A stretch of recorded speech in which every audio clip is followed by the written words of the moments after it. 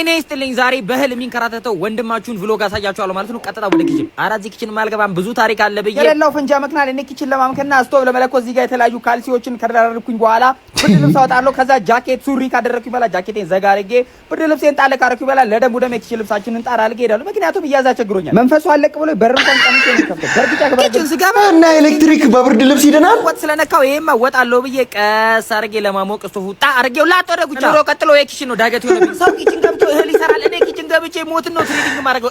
እኔ እንደው ምርረን ያለኝ በየ ቀጥታ ወደ ሻወር ቤት ስገባ ውሃ የለም ብለው ብሰራው ውሃ የለም። ቀጥታ እንግዲህ እናሸንፋለን ለመታጠብ በባልዲ ውሃ ዘግኜ ካመጣሁኝ በኋላ ተመልሼ እዛው ሻወር ቤት ቁጭ